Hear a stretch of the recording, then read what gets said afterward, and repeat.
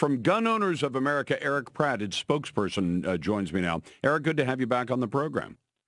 Hey, thank you so much, Lars. Great to be with you. Listen, I'm one of those people who would like to see nationwide reciprocity for concealed carry. I currently have permits for 2 states. I goofed and let my Arizona permit lapse, and that would have covered me for another 30 or so.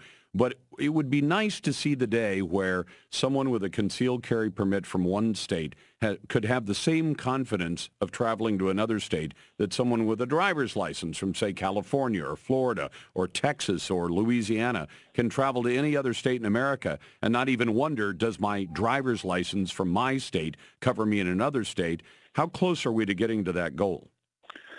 Well, I think we're getting real close, Lars. We're at 200 co-sponsors now out of 3,000 bills that have been introduced in the House of Representatives.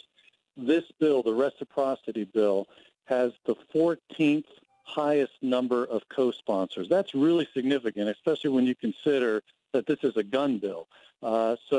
It's gathered a lot of momentum, and I tell you, it's been great because when we go up on the Hill, we constantly hear from the guys on the Hill, oh, yeah, we've heard from Gun Owners of America members. You guys are loud, and we're getting the message. So that's very encouraging. But Lars, I agree wholeheartedly with you. This is not just a theoretical discussion or just a discussion of convenience versus inconvenience. This has real life consequences. I mean, think about the Alexandria shooting last week, which happened not too far from the GOA offices. But it was awful, but the fact that it went on as long as it did, you can actually pin it on the fact that there wasn't reciprocity, because one of the congressmen who was there, Representative Loudermilk of Georgia, pointed out that, normally when he's back home in Georgia, he carries, his aides carry, and he pointed out that he had aides who were near the guy, who were in their cars, but they were disarmed, whereas in Georgia they would have been armed. Now, Virginia, and by the way, just so people understand this, and Erich, correct me if I'm wrong, but the reason it's not, and again, this isn't just about convenience, as you said, necessity.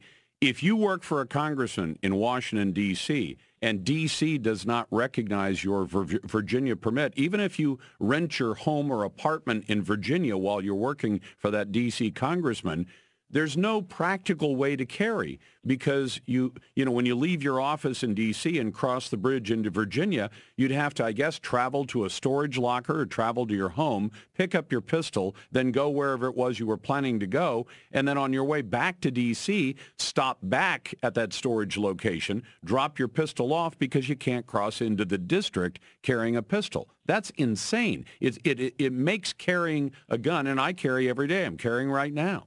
It makes it a practical impossibility for people. That's precisely the problem. Georgia and Virginia, where that congressman's from and his aides are from, they have reciprocity, but you exactly outlined the problem that you can't take your firearm. If they had it there at the field, then they wouldn't be able to take it with them to work. And so as a practical result, they end up not carrying. And that's really the problem. That's what H.R. 38 would fix.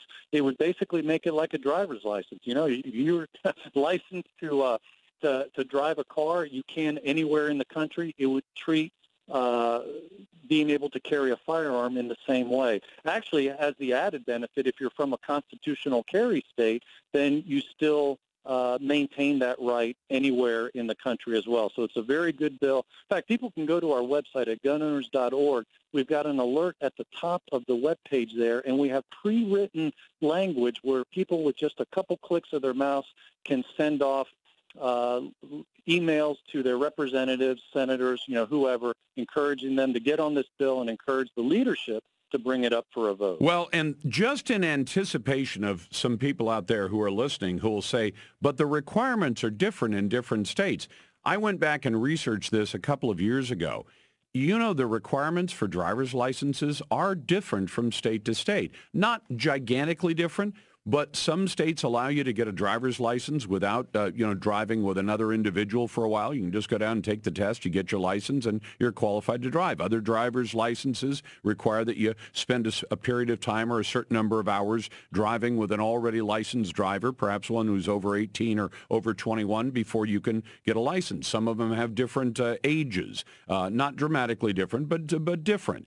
They have different testing standards, driving testing, and all those other standards. And yet the license obtained perhaps in one state where the license requirements are smaller, that license still works in the other states around it and across the country. So if people are concerned about the requirements in one state being different than the requirements in another state, we've already had lots of practice with that. And to my knowledge, no gigantic problem simply because, Louisiana has a different driving standard than, say, Iowa does. Exactly right.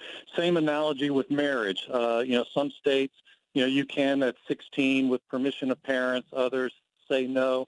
And yet, if you are married at 16, then every other state will recognize that. So it's the same exact thing, and that's what Article 4, the full faith and credit provision, actually protects. Congress has that power to standardize that by requiring each of the states to recognize the acts and procedures of another. So it's extremely constitutional, whether you're looking at Article 4 of our Constitution or the 14th Amendment, which, the Chicago versus McDonald case in 2010 basically says, look, the 14th Amendment applies the Second Amendment to all around the country. All right, before we run out of time, Eric, who are these 18 or so members of Congress that we have to get on the right page on this? Well, people can go to our website and see the listing of those who are on the bill. And therefore, you can just look at it and say, okay, well, my congressman's not on the bill. There's a few other Republicans who still haven't jumped on. There's 3 Democrats who are on. Probably not going to get many more Democrats. The dividing line, the gulf is huge between the two parties on this issue, more so than it's ever been. But people can find that on our fact sheets page. We have a fact sheet on H.R. 38, and again, people can take action and encourage their representative, hey, get on this bill, encourage the leadership to bring this bill up for a vote. We think we have the votes. I mean, if a bill has 200 co-sponsors, you only need 18 more people who, and that's very typical. A lot of people who don't co-sponsor a bill will still vote for it when it comes before them. So we think we have the votes to pass, and that's why we're pressing the leadership. Let's bring this up and pass it. Okay, so that's where we have the problem at this point. Is it Paul Ryan that's standing in the way, or a particular committee chair that needs to say, let's kick this out of committee and send it to the floor with a due pass recommendation? Right. It would start in the committee, the Judiciary Committee, that would then send it to the floor. And then, of course, Paul Ryan's got to bring it up. And once we get it passed, now we're going to have a bigger challenge in the Senate. We have a majority in the Senate who support it, but we're probably 1 or 2 votes short of stopping a filibuster. But that's okay, because we've taken, once a bill gets passed, it's then a lot easier to attach it to another must-pass bill.